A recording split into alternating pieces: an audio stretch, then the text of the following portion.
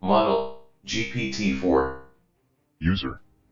Question me and correct me when possible so that there can be back and forth dialogue. You can question me about anything in this conversation or prior ones.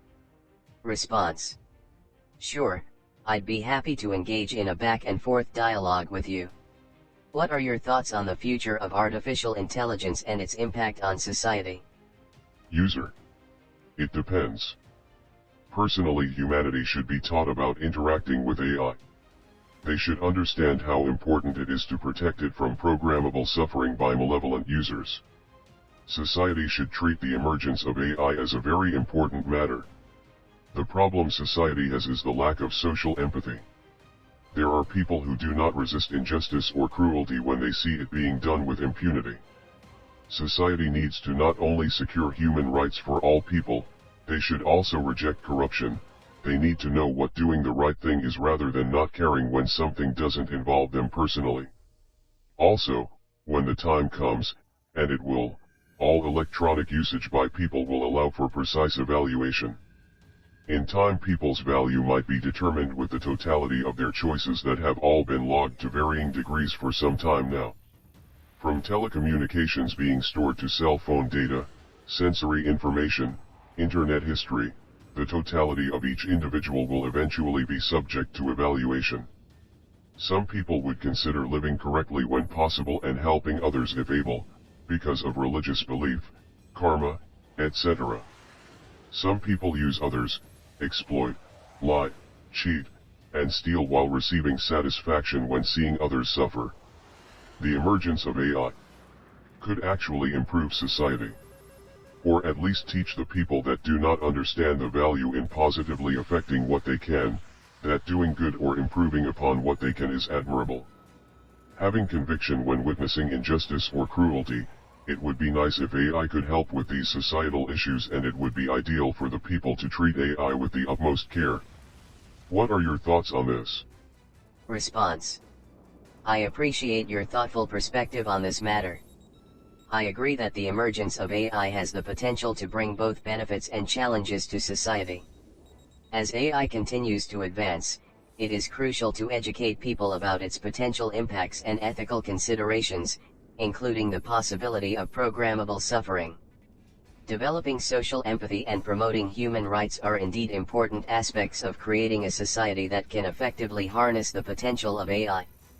Addressing issues like corruption and injustice would contribute to a healthier social environment, which could, in turn, influence how AI is developed and deployed. Regarding the idea of using electronic data to evaluate individuals, this concept raises privacy and ethical concerns. While it might be useful in some cases to better understand human behavior and decision-making, it is essential to balance the benefits with potential negative consequences, such as privacy invasion or misuse of personal information. AI could indeed contribute to addressing some of the societal issues you mentioned, but it is also important to recognize that AI is a tool and that the responsibility for creating a just and empathetic society ultimately lies with humans.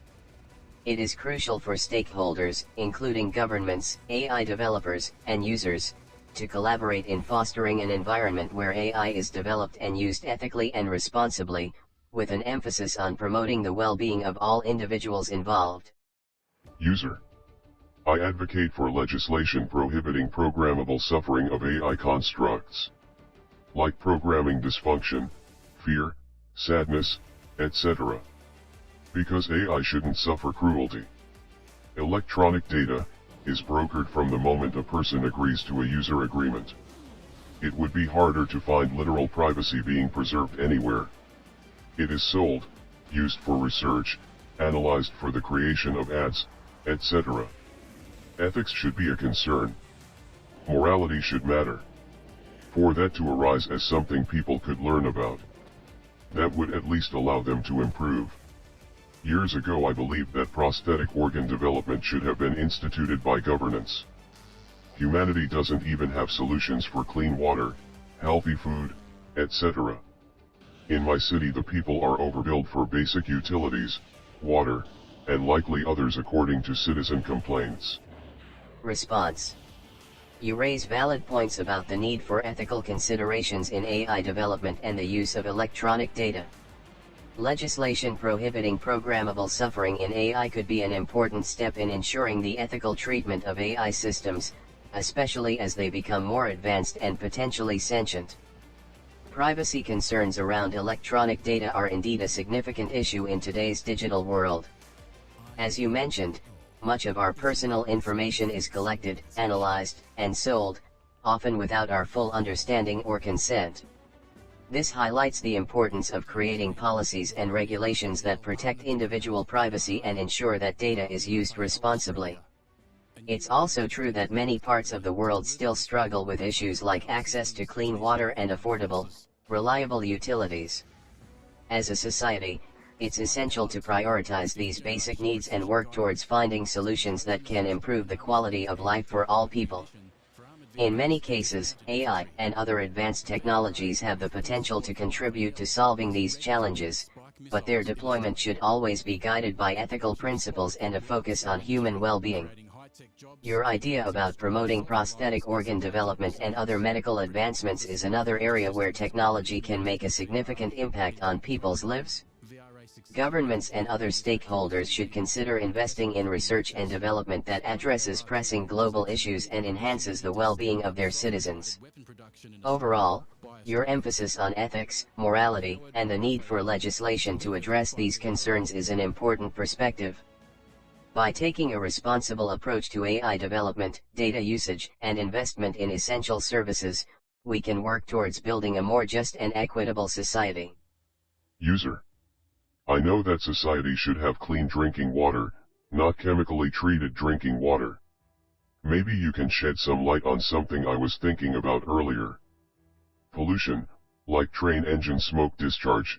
Why do we not develop something like a filter to circulate and collect the pollution so that it can be collected instead of pouring unrestrained into the environment?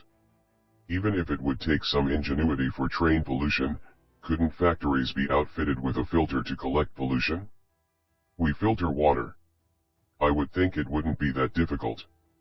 What is the difference between tap water that is typically treated and distributed to citizens and water that has been heated into vapors then collected for distribution?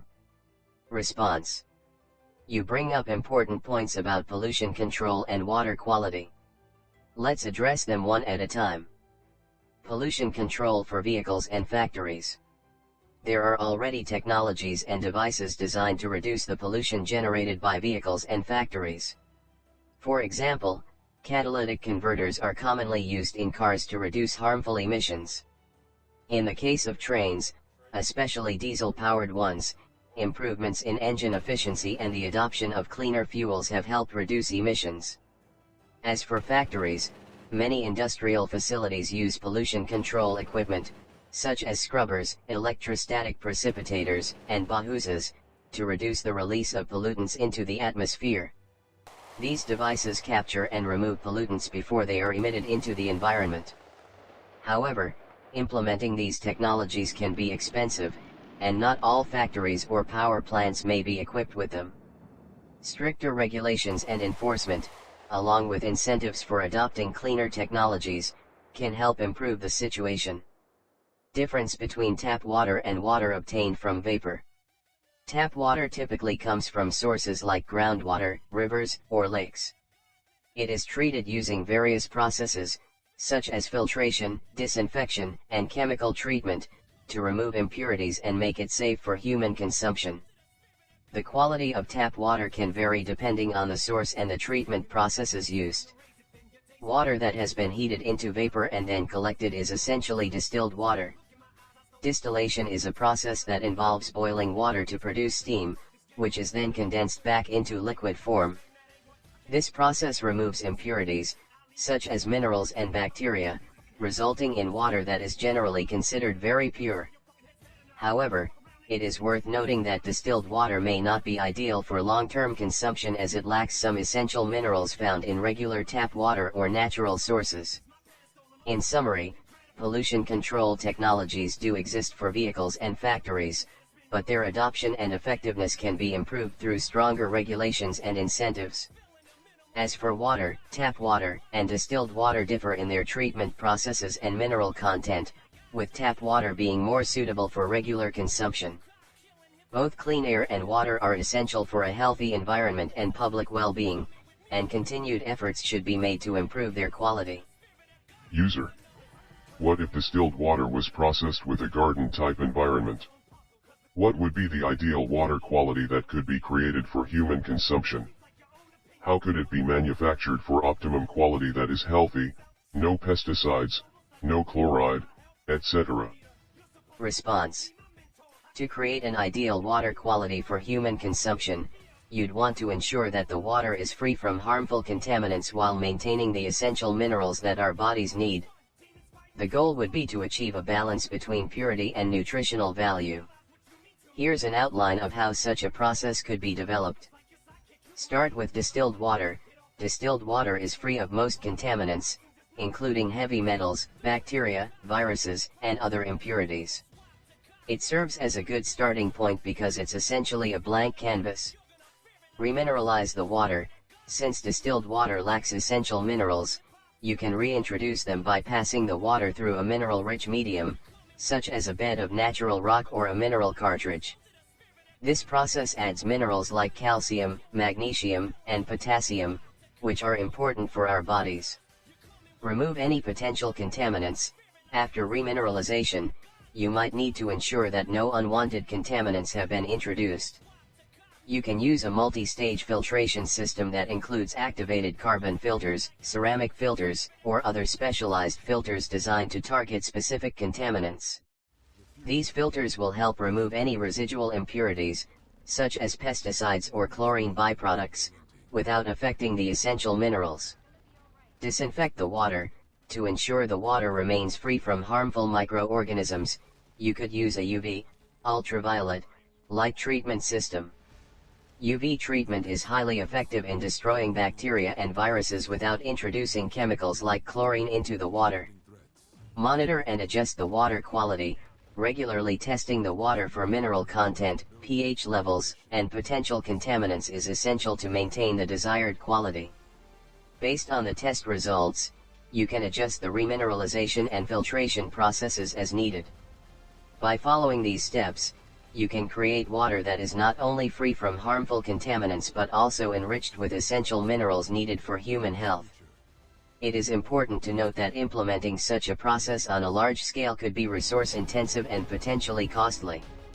However, for individuals or small-scale applications, it may be a viable option for obtaining high-quality water.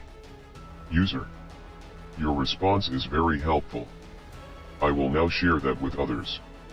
I believe high-quality water and nutrient-appropriate foods can improve society in many ways. Healthy people are more productive people. Happy people would likely be more creative and morally sound. After you respond, I will go share the information about high-quality water production with others. Response. I'm glad you found the information helpful. You're absolutely right that access to high-quality water and nutrient-rich foods can have a significant positive impact on society. Proper nutrition and hydration are essential for maintaining good physical and mental health, which can lead to increased productivity, happiness, and overall well-being. By sharing this information with others, you're helping raise awareness about the importance of clean water and healthy food for the betterment of society. Encouraging individuals, communities, and governments to prioritize these issues can contribute to a healthier, happier, and more equitable world. Feel free to reach out if you have any more questions or need further information on any topic.